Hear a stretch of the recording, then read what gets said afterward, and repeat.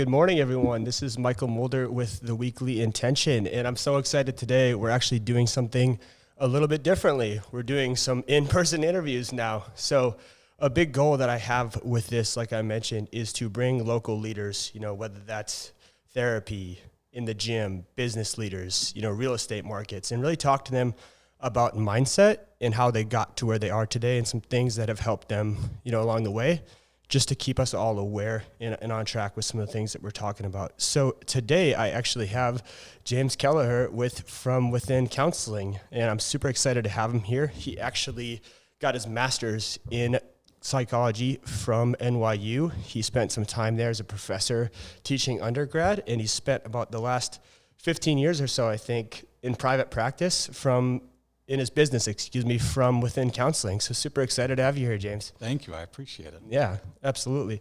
So really today, I've got some goals and some things that I want to talk about, but to start off, we talk about purpose all the time and finding your purpose, in your career and in life. And you and me have discussed, therapy for you and how that's led you to a purpose-driven life and, how you got your start. When did you know that therapy was kind of like your purpose, or walk us through how you got to that decision in the first place?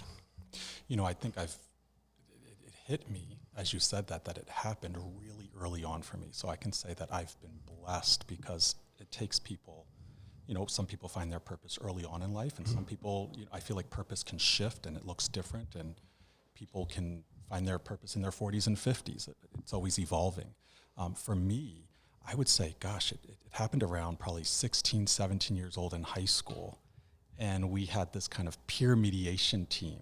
And I remember leading and doing peer mediations with different students in the school over whether it's silly arguments or just trying to, express their thoughts with one another and how to properly communicate. So it really happened early on for me. That's and amazing. I just took to it, yeah. Yeah, and for most people, I shouldn't say most people, but for a lot of people like myself, I'm just discovering that I like to do this in my late 20s. So I think that's very, very interesting. Do you think that there was anything that, led you to that? Like you got into mediation, but was there any feeling early on in doing that where you were like, oh, this feels like home to me, or this feels like something that is just right, or something that I should be doing?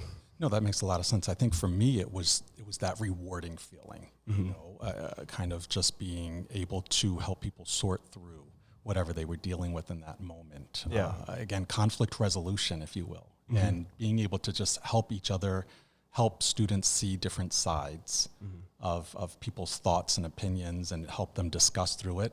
That just resonated within me. That's awesome. That's really, really awesome. So talk to me a little bit about how you started, I guess. So you had this whole feeling in high school, and then you kind of ran with it. You were doing the mediation, and then you got into college. Were you automatically in the psychology field, immediately from your freshman year, or was there some time where you were like... I was, but to be quite honest, I actually had a double major, and I was pursuing elementary education. Okay. So I thought that I was going to be a school teacher and go that whole route, but I still had psychology, because in the back of my mind, I was saying, wow, this is a field that I'm interested in. Having undergraduate psychology courses, they always just spoke to me. It kept my attention.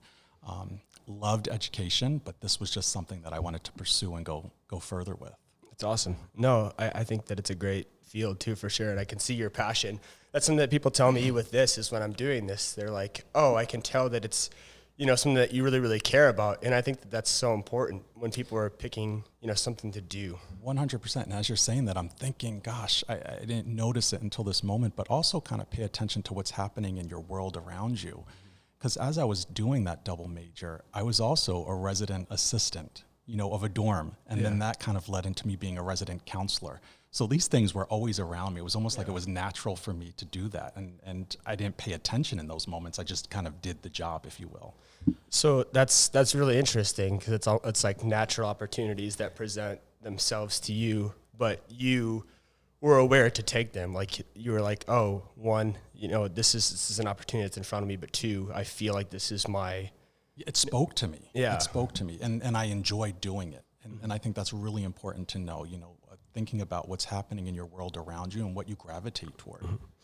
So What do you think about the messaging? I think that's really interesting because we're always taught in our culture, go after the most money, go after the thing that's going to give you the most status. And obviously money is important in our culture. And, there is some purpose in providing for your family and finding that. What do you think is the even balance between, that purpose-driven life or doing what you're called to do and, also monetary as well? Because I know a lot of people, juggle those two balls.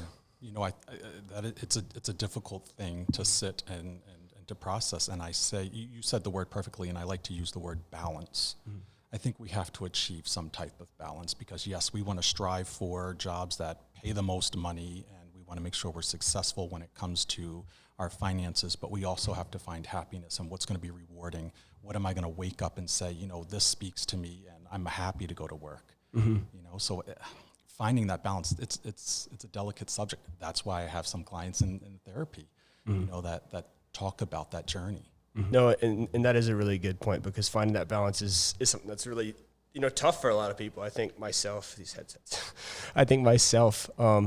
I struggled with that for a long time because I always thought that, making the most money, in a sales career and having all the status and the things was, going to fulfill me and be the sole fulfilling thing in life. And you kind of realize that that's not, you took a step back, mm-hmm. right? And you said, I don't know if this is really the case for myself. Mm-hmm.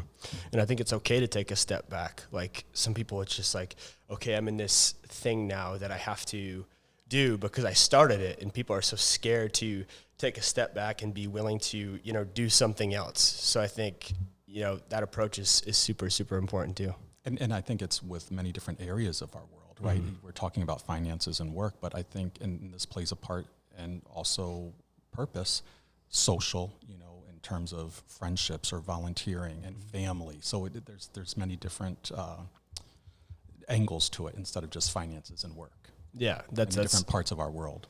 That's so true, and I want to get into that too because I know what you're referring to, but I'll save that for like the circle of us when we talk about CBT. But I don't want to kill that for for later. That's a good one. So something that I think that nobody talks about today, and I think more people should talk about, whether that's living a purposeful life and getting to that purposeful life is how do we get to that? You've found early on that you were able to do this with your career and you were led to that, but a lot of people don't find those things. A lot of people are struggling to find who they are and find what they really want. And I guess where I'm going with that is I think therapy is a great tool. Well, I'm just going to plug therapy myself because I mean, it's perfect in this situation, mm-hmm. right? Somebody that's really trying to give thought about what's next or reestablishing themselves or mm-hmm. kind of growing out of something that's happened in their life. I mean, perfect case scenario right now, what we're going through with COVID. Mm-hmm. I think people are trying to reestablish themselves or decide what will this look like for them in COVID, outside of COVID, when things start to shift. Mm-hmm. So, I think people are always, looking for growth and change. There's therapy right there. It's literally therapy. It's growth. It's growth for your mind. Yeah. But in today's culture, you don't really talk about, therapy. If you're going and doing something like I go to the gym and I work out and I'm proud of that. I'm working out my body. If I go to work and I'm making a ton of money, I'm proud of that. I'm working out my bank account. But when it comes to like mind, like I feel like not now for me anymore because I'm pretty used to it, but like things like meditation or mindfulness or therapy, it's kind of like taboo. Like, oh, like that's hippie stuff, or that's not normalized. So people don't really feel, comfortable talking about that. What do you think is the reason behind that stigmatization of therapy? Well, I'm going to say yes and no. I agree and disagree. Okay. So, and then I see both types of clients, clients that really don't want to discuss it and exactly what you're speaking to, kind of having the stigma. And that's why I kind of like to throw in whatever word works for you. If it's counseling, if it's I have to go to therapy, if it's I'm doing some life coaching, something that speaks to you and you feel comfortable with it. But it's your own personal journey, and if you want to keep this to yourself, then I think that's your right. Mm-hmm. On the flip side, I've been seeing a lot of people talk about it.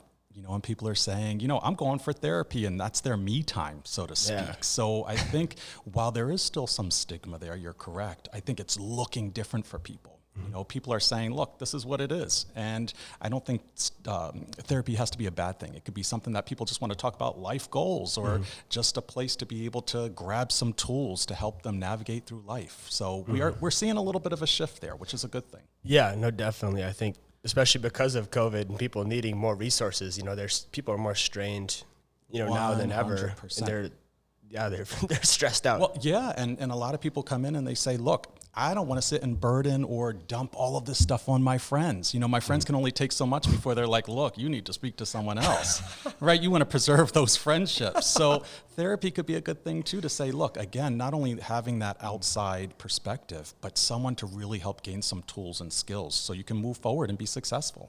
Yeah, no, absolutely. And you know, thinking about myself, I remember being in those shoes myself where I was burdening a lot of friendships. And I remember actually hearing that, you know, a few years ago, where people would be like, you know, you should probably talk to somebody. And I was like, there is somebody that I can do this. Like there's somebody that I'm supposed to do this with. And that, I don't think that resonates for a lot of people is the thing. Like they burden those friendships and they burden themselves, and they don't like really realize that that's like an okay thing to do. And that's really what. Well, and as you're saying that, look, I mean, not all friends are like that, right? It's not a burden for all friends, but, and I use that word burden. I mean, I think it's just sometimes friends may hit this place where they don't have the tools to support you. So they want to be there for you, but they really don't know necessarily what to say or do. Or how. Yeah. Right? So that's where it turns into, look, let's get you a professional that can navigate through this. Yeah. Absolutely. And I think 100% it's becoming more natural. I'm wondering how, you know, we could just foster more open discussion in general, like in communities about therapy. So it might not be something that, you know, it is an individual journey, but just people having more conversations about it in general with people, you know, so that somebody who's been thinking or on the fence about it, like, or wants to go to it. You know, I will say, I think social media, as well as, you know, different TV shows from things on, you know, Netflix or Hulu or whatever may be coming out that have episodes with therapists in them, or they may be talking about therapy. I feel like there's even some therapy shows out there. I mean, there's so many different things now that are just saying, look, it's okay. It's okay to be able to speak about these things. That's great. And in your own practice, have you seen that shift in the years that you've been doing it? Because I'm sure, you know, from 2004 till now, you know, the stigma has changed much, and how people used to come to you. You know, was it almost like a in hiding type of thing early on in your career, whereas now it's more of like you said, just an open thing, like me time? Yes and no. You know, I've come from New York City where I was doing this, and I think just the mentality and the approach looked a little bit different. There was just maybe this atmosphere of openness. So, of course, yes, were there some people that maybe still felt that stigma? Yes, but I've noticed more of that openness. And even being here in Phoenix and Scottsdale area, in Arizona, I definitely see a mixture. And I think there's several things, you know, based on culture and demographic, age. There's just so many things that I think contribute to that. But I think we are seeing more of an openness now. Yeah, and New York is totally different. I've honestly never been to New York. I've been to D.C. and I've been to Boston, but I've never been up there. So I don't know what the demographic is like. But I know people there are much more like hardened mentality, like very busy, fast-paced lifestyle, I think, compared to here where it's more like, well, look, there's a lot going on. So there's definitely, it's an amazing place, a lot going on. And I think, again, this is my field. I think everyone should have a therapist, you know, just to be able to talk to whether it's good or not so good things going on in their lives, to gain some tools and skills. So it's applicable no matter where you are in this world. Absolutely. We love therapy. I'm on board for it. I mean, I like it too. It's completely changed my life. I mean, it's a night and day difference. I was just talking to a friend about it, and just, you know, even thinking back a year ago and thinking about mindset and how little small changes can completely change the way you view, you know, reality in general. And I think that that's something that people miss, is that, you know, when you have a lens of life and you're looking through something, you just assume that to be true, and you just assume that this is how life is. But when you make those small tweaks, whether it's being more happy or looking at like outcomes differently, or just looking at like how life happens to you, it can completely change everything. I agree completely. Yeah. And again, having that space to be able to challenge you, because it's not always easy to do it around friends or family, right? Sometimes we may receive those messages from friends and family, and we may be a little resistant, right? Like, I don't want to hear you, or I don't want to take that on. But when you're in therapy, it feels different, you know? And challenging too, you brought up an interesting topic. I think it's important to be able to challenge somebody on their thoughts, because when you get in your ways and you just assume, like, if no one's disagreeing with me, I don't know that I'm wrong. If I'm just in a group of friends where everyone's just telling me, yeah, that's great, you're right all the time, I don't know if that's necessarily good or bad. And, when you're on social media, it's literally been shown to, like, its algorithm, it shows you things that you want to see to keep you engaged. So now it's just like, oh, everything that I like is in front of me, and it's just going to keep serving me things that are, good. So it's just, where's the separator where you can be challenged? Listen, you just brought up a whole other issue and topic in therapy with social media. And actually, there was a movie that just came out on Netflix, The Social Dilemma. And now I have clients coming in, and just that awareness of what social media is and how it affects them. So again, therapy is that place just to have a different perspective. Yeah. Right. And again, to make some changes in their lives. Yeah. I love changes, and it's so subliminal, the thing. So I'm glad that, things like the social dilemma and things are coming out that make people aware of what's even happening. Because prior to that, people are just logging on Facebook and Instagram and Snapchat till they're blue in the face, and they had no idea. I feel like it wouldn't be surprising that I'm just sitting here on my phone while I'm trying to do this interview, scrolling through just feeds. looking through my Instagram, like, this is all things that I like. Yeah, totally. Like, no. Well, that's really, really cool.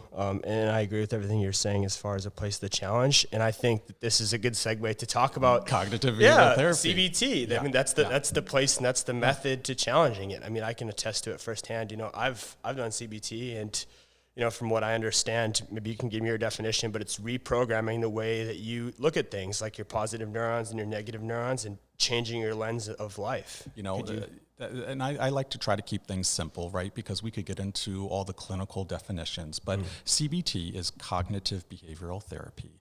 And it's just a great way to reprogram or rewire the mind, right? To help us think differently. And so we look at many different approaches to that, but ultimately what we want to do is challenge some of the negative thinking we have, or the irrational thoughts that we have. And cognitive behavioral therapy is a great way to get in and help someone kind of reprogram, kind of like what you were saying, right? What's going on in the brain, and how do we shift and challenge some of that? And that's where we need the tools, right?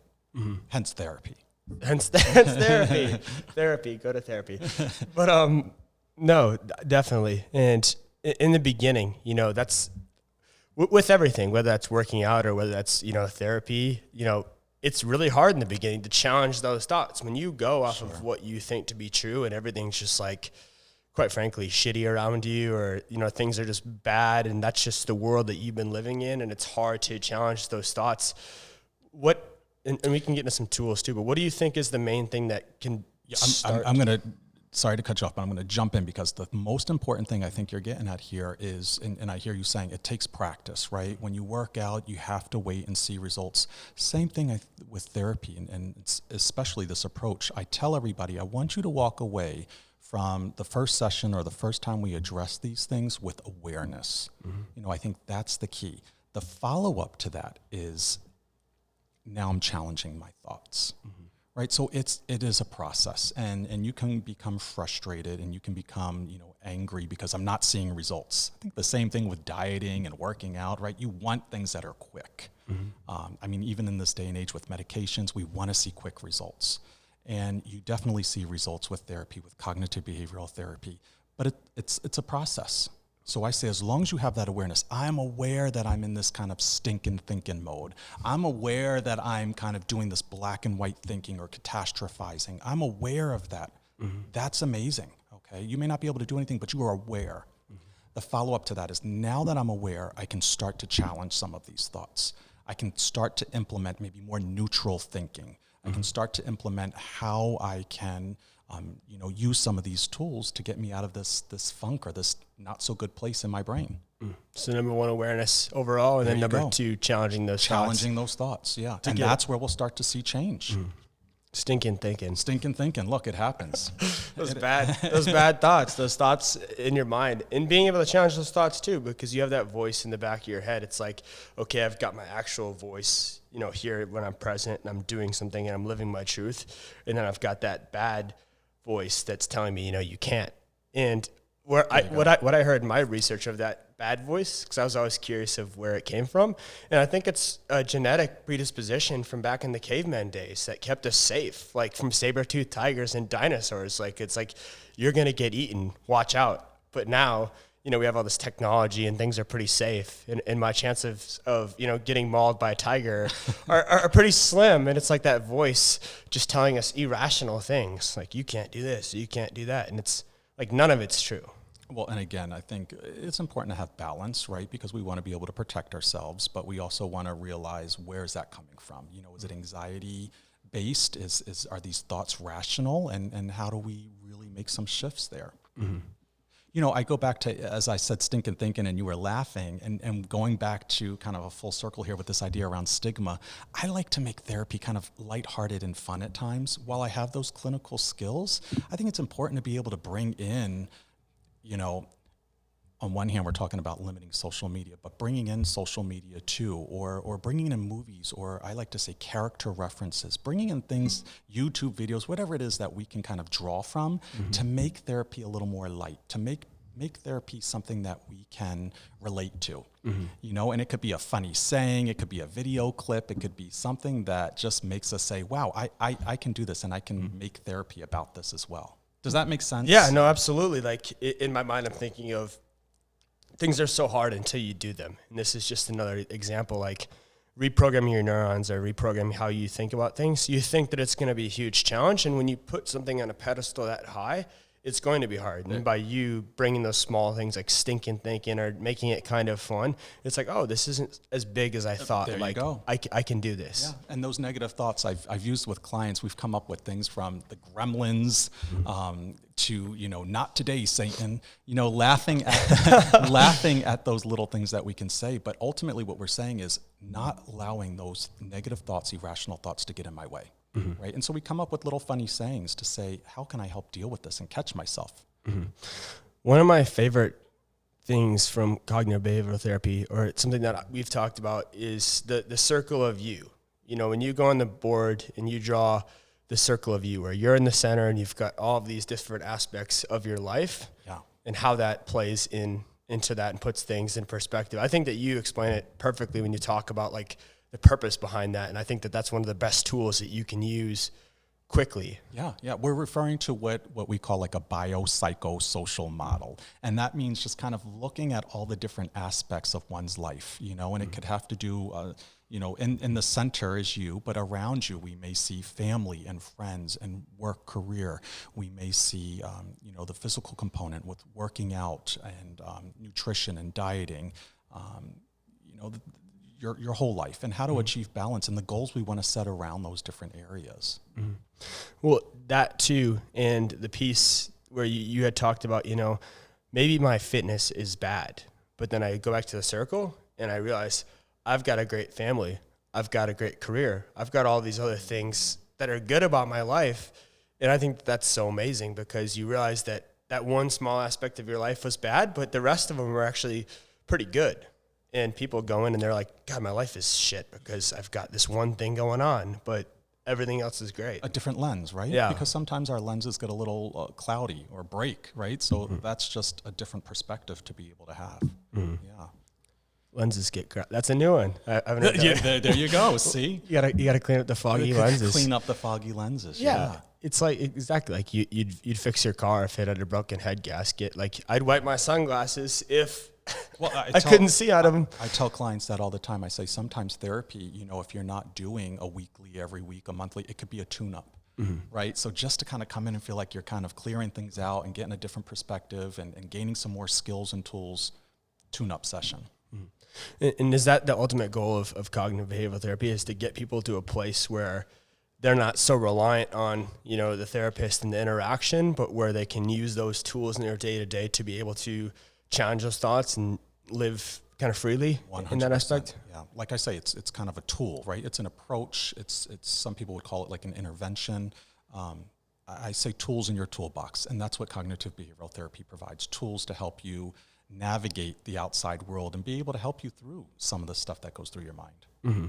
Yeah, and I looked on your website too, and I'm not too, one of my friends does the EMDR and they do all of these other things. Does the type of therapy that you give to a person depend on the person, or is CBT the first intro to everybody? Or yeah, that's pretty much the main approach that I use. I feel like it speaks to many different clients, and it's just an easy approach to be able to implement.